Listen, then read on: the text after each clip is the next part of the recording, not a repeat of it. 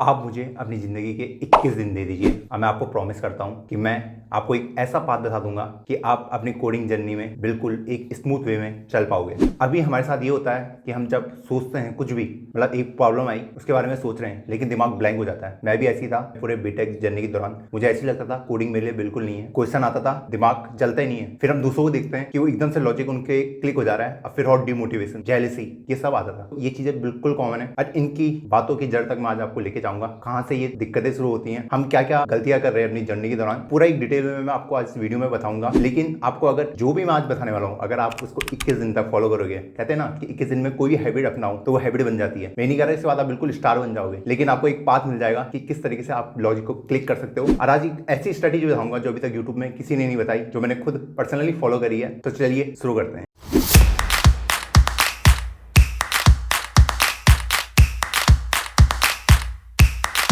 तो सबसे पहले जब हमारे पास कोई एक प्रॉब्लम आती है तो प्रॉब्लम हमें किस तरीके से सॉल्व करनी है, तो मैं हमेशा आपको रिकमेंड करूंगा कि टॉपिक वाइज सॉल्व करें। पहले एरे सॉल्व करें, फिर स्ट्रिंग सॉल्व करें, फिर इस तरीके से आप आगे बढ़ें। अगर आप कभी एरे कर दे रहे हैं, कभी आप डायनेमिक प्रोग्रामिंग कर दे रहे हैं, कभी बीच से उठा रहे हैं, तो उनके बीच का लिंक जो है ना वो टूट जाता है। तो एक तरीके से शुरू करें, पहले एरे का क्वेश्चन उठाएं। वहां भी आपको सिर्फ ईजी लेवल से शुरू करना है क्वेश्चन। एटलीस्ट आपके माइंड को ये तो पता रहे कि जो भी मैं क्वेश्चन कर रहा हूँ वो एरे का है। अगर आप रैंडम क्वेश्चन उठा रहे हो, आपके माइंड को पता नहीं है कौन सा टॉपिक से आपको पूछा जा रहा है, कि ग्राफ से भी पूछा जा सकता है, डीबी से पूछा जा सकता है। तो पहले हमको अपने माइंड को थोड़ा एक स्मूथ वे में लाना है कि ओके मैं एरे का क्वेश्चन कर रहा हूं, तो मैं अपने दिमाग को बता रहा हूं कि मैं अभी सिर्फ एरे के बारे में सोचने वाला हूं, जो भी वेरिएशन होंगे मैं एरे से ही करूंगा। तो इजी क्वेश्चन शुरू करने, इजी क्वेश्चन से ये होगा कि हमारा कॉन्फिडेंस बिल्ड होगा। इजी क्या इजी कि sum of all element in the array, ये भी आप बिल्कुल कर सकते हैं, कोई दिक्कत नहीं है, कोई शर्माने वाली बात नहीं है। बेसिक क्वेश्चन हमारा कॉन्फिडेंस बढ़ाएंगे। अभी हमने देखा होगा, अभी हम आईपीएल देख रहे थे, हमने कुलदीप यादव को देखा था। पिछले साल तक वो कितना गंदा परफॉर्मेंस कर रहे थे, केकेआर वगैरह, कोई कॉन्फिडेंस उनका बिल्कुल गायब हो चुका था। लेकिन अब जैसे दिल्ली में आए, उन्होंने छोटे छोटे स्टेप लिए, उन्होंने एक मैच में अच्छा करा,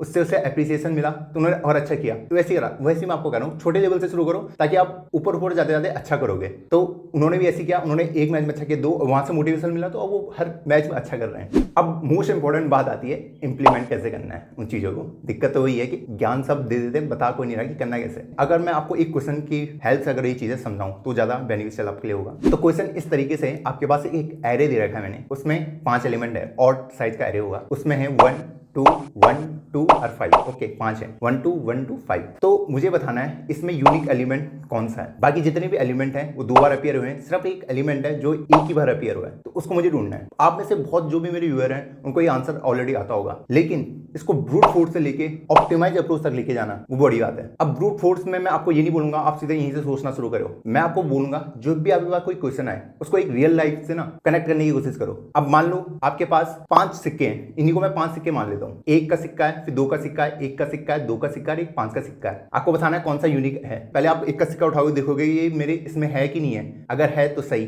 फिर आप दूसरा सिक्का उठाओगे, ऐसी मैच करोगे, इस तरीके से आपको पता चल जाएगी जो मेरा 5 वाला सिक्का है वो यूनिक है। ऐसे में आप आंसर बता दोगे। अब इसी को आपको कोडिंग में कन्वर्ट करना है। उसके लिए आपको किससे फैमिलियर होना पड़ेगा? सिंटैक्स से फैमिलियर होना पड़ेगा। कोडिंग के सिंटैक्स आपको आनी चाहिए। जो भी आप लैंग्वेज में कोड कर रहे हो, आप इसको 2 फॉर लूप चला के इसका आंसर आराम से निकाल दोगे। तो मैं वही कह रहा हूँ, कोई भी कोडिंग क्वेश्चन है उसको एक रियल लाइफ के एग्जांपल से लो और उसे सॉल्व करने की कोशिश करो, आपसे वो क्वेश्चन आराम से बन जाएगा। ये बेसिक क्वेश्चन था। आप बाकी जो भी क्वेश्चन कर रहे हो उनको भी इंप्लीमेंट करने की कोशिश करो। अब इसी क्वेश्चन को थोड़ा और ऑप्टिमाइज कैसे कर सकते हैं? अब मैं ये कर सकता हूँ कि जो भी मेरे पास सिक्के थे इनको मैं सॉर्ट कर दूं। सॉर्ट मतलब इनको एक असेंडिंग ऑर्डर में लगा दूं कि 1 1 2 2 5। फिर मैं आराम से देख सकता हूं कौन सा यूनिक एलिमेंट है। जहां पे भी मुझे 2 एलिमेंट अलग मिले तो वो मेरा यूनिक एलिमेंट नहीं है। समझ रहे हो लॉजिक को? तो इसमें मैं सॉर्टिंग में कौन सा वो लगा सकता हूं, जो ऑप्टिमाइज होगा वो मर्ज सॉर्ट होगा। अगर मैंने उसको लगा दिया तो n log n, तो मैंने n स्क्वायर से मैं n log n में आ गया। क्या मैं इसको और ऑप्टिमाइज कर सकता हूं? जब मैंने सबसे पहली बार ये क्वेश्चन देखा था तो मैंने सिर्फ n log n तक ही सोचा था। एक और सॉल्यूशन है इसका, ऑर्डर ऑफ n टाइम का। बिल्कुल घबराने की जरूरत नहीं है अगर आपको लॉजिक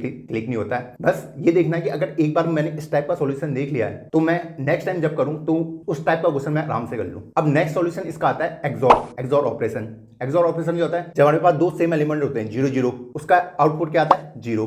जब डिफरेंट होते हैं 0 1 तो उसका आउटपुट क्या आता है? 1। वही लॉजिक हम यहाँ पे लगा सकते हैं। हम पूरे एरे में एक्सॉर ऑपरेशन लगाएंगे। 1 एक्सॉर 2, फिर सेकंड को थर्ड के साथ, थर्ड को फोर्थ के साथ, फोर्थ को फिफ्थ के साथ। ऐसे में मुझे मेरा आउटपुट मिल जाएगा 5। आप करना इसे कॉपी में, आपको आंसर पता चल जाएगा। क्योंकि जब 1 1 वाला सिक्का मिलेगा तो आपस में खुद को मिला के वो 0 बना देगा। जब 2 और 2 वाला मिलेगा वो खुद को 0 बना देगा। 0 0 तो है ही 0, मतलब 0 5 से होगा एक्सॉर, तो वो 5 आंसर देगा मुझे। अब इसको कॉपी में आराम से करना, आपको समझ आ जाएगा। पूरा जो भी मैंने लॉजिक एक्सप्लेन एक्सप्लेन किया है। अभी मैंने विजुअली आपको ये चीजें बताई हैं, लेकिन जब आप कॉपी में करोगे आपको अच्छे से समझ आ जाएगा। अब आपने यहाँ से नई चीज सीखा कि ओके मैंने एक्सॉर जो ऑपरेशन है वो मेरा इस तरीके से डिफरेंशिएट कर सकता है और चीजों को, तो इस तरीके से आप इस एल्गो को लिख सकते हैं जो मैंने एक्सॉर वाला बताया। तो सबसे पहले आपको एक ब्रूट फोर्स अप्रोच सोचनी है। मैं आपको ये नहीं बोलूंगा कि प्रॉब्लम को सब प्रॉब्लम में तोड़ो, क्योंकि उतना अभी बिगनर लेवल पे उतना हमारा दिमाग नहीं चलता। मैं आपको कहूंगा प्रॉब्लम को एक रियल लाइफ एग्जाम्पल के साथ जोड़ो, फिर सॉल्व करने की कोशिश करो कोई भी क्वेश्चन को, तो आपके लिए वो इजी होगा। तो इसके बहुत सारे सॉल्यूशन भी हो सकते हैं। अब आप और खुद से ढूंढने की कोशिश करना। अब मान लो आपसे क्वेश्चन नहीं बना है, मान लो नहीं बना, अब आप क्या करोगे? क्या डिमोटिवेट हो जाओगे? नहीं,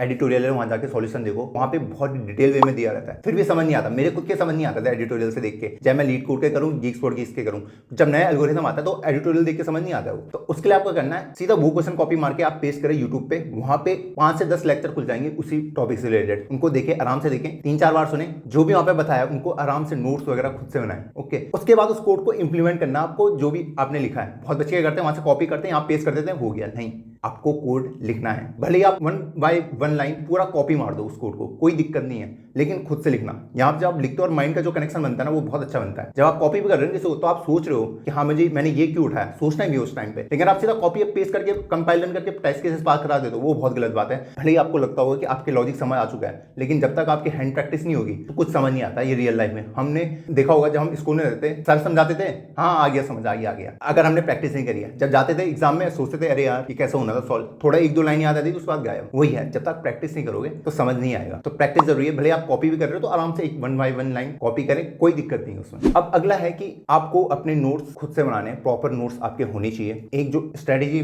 जो आपको लिखना है, सबसे पहले आपको एक लेक्चर देखना है। जिस भी लेक्चर को आप देख लो, अगर आप एरे का टॉपिक पढ़ रहे हो, पहले आप एरे को कवर करो, उसके लेक्चर देखो। जब आपने एक बार लेक्चर देख लिया, उसके बाद कोडिंग प्लेटफॉर्म में जाओ, गीक्स हो गया, इंटरव्यू हो गया, लीड कोड हो गया, जो भी आपको पसंद है वहां जाओ, वहां पे कोड लिखना शुरू करो। इजी से शुरू करना है, सबसे पहली बात कोड लिखो। कोड हो गया, उसके बाद आप नोट्स बना सकते हो। नोट्स के बाद आपको हर वीक उसको रिवाइज करना है, रिवाइज के बाद आपको फिर से स्टेप 1 में जाना है। पूरी यही साइकिल आपको फॉलो करनी है। रिवीजन बहुत मस्ट है। ये मत सोचो कि आपने एक बार वो क्वेश्चन कर लिया है तो आप अगली बार उसे एकदम से कर लोगे, नहीं। अगर आप रिवीजन करोगे, उसके साथ ही आपके अंदर थिंकिंग डेवलप होगी आराम से कि हाँ अगर इस टाइप का क्वेश्चन आता है तो मैं कर लूंगा। पूरा प्रैक्टिस पे बात है। अगर आप कंसिस्टेंट रहे पूरी जर्नी के दौरान, तो आपको तभी वो लॉजिक आपको क्लियर होगा। लॉजिक बिल्डिंग की सबसे बड़ी बात ही यही है कि आप कितना प्रैक्टिस कर रहे हैं, कितना आप सीरियस हैं। कोई बहुत रॉकेट साइंस नहीं है कि कोई आपको आके संजीवनी बूटी दे दे और कहे कि आपसे आपके लॉजिक बिल्कुल मस्त हो जाएंगे। नहीं, क्वेश्चन देखो, प्रैक्टिस करो, नोट्स बनाओ, खत्म, रिवाइज करो। यही है पूरी स्ट्रैटेजी। पूरा जो भी मैंने आपको बताया, जो भी क्वेश्चन आप कर रहे हो उसको रियल वर्ल्ड एग्जांपल से कनेक्ट करने की कोशिश करो। ये कोई नहीं बता रहा है, आप उससे कनेक्ट करने की कोशिश करोगे ना। जब 1 to 1 to 5 वाले को मैंने बताया ना, सिक्कों की तरह लो। आप सिक्कों को कैसे वो करोगे,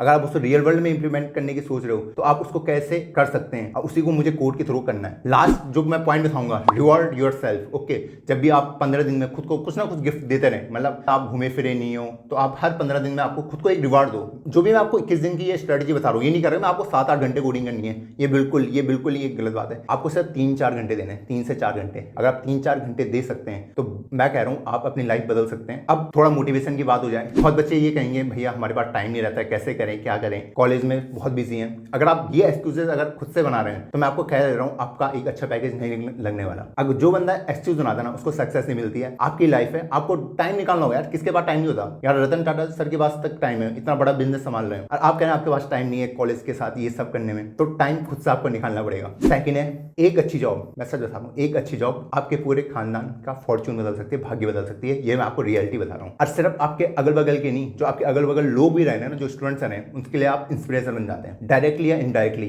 वो आपका सोर्स रहता है कि हाँ मुझे भी ऐसा बनना है। आपने भी कभी सोचा होगा ना छोटे में कि मुझे इस भैया इस दीदी जैसा बनना है। वही मैं आपको बता रहा हूँ। आप अकेले खुद पे इंपैक्ट नहीं डालो, अब ऐसा सोसाइटी जो आपके अगल बगल आप 10-20 लोग भी है ना, उन पर भी आप बहुत बड़ा इंपैक्ट डाल लो। अगला हो सकता है कि आपका पैसा बहुत बड़ा मोटिवेशन है यार। मतलब पैसा अगर इंसान के पास हो तो क्या नहीं कर सकता, मतलब पूरी फ्रीडम रहती है। अगर आप वो कोडिंग शुरू करनी है तो ये बिल्कुल आपके पास हो सकता है एक मोटिवेशन। और एक और चीज जो आपको रिस्पेक्ट मिलती है सोसाइटी से, अगर आपकी एक अच्छी जॉब लग जाती है, अगर आप कोडर वगैरह बन जाते हो तगड़े, तो आपको एक बहुत अच्छी रिस्पेक्ट हर कोई आपको देता है, आपके कम्युनिटी वाले आपको देते हैं, जहां आप रहते हैं वहां आपको रिस्पेक्ट मिलती है। तो मैं ये बताना चाहता हूँ अपनी कोडिंग के लिए आप थोड़ा सीरियस हो चाहिए। हाँ, जो देखने में तो होंगे ऑलरेडी सीरियस, लेकिन जो भी मैंने आज वीडियो में पॉइंट बताया वो सिर्फ 10% है। अब जितना भी मैंने आपको बताया, अगर आप उसको इंप्लीमेंट नहीं करते हैं तो again you will get back to zero. फिर से आप जीरो पे हो जाएंगे। अगर आप यहाँ से इसको उठा के यहाँ ले जाते हैं, फिर से आप शुरू कर देते हैं, तो मैं बता रहा हूँ आपकी पूरी जर्नी, पूरी लाइफ चेंज हो जाएगी। Good luck for your better future.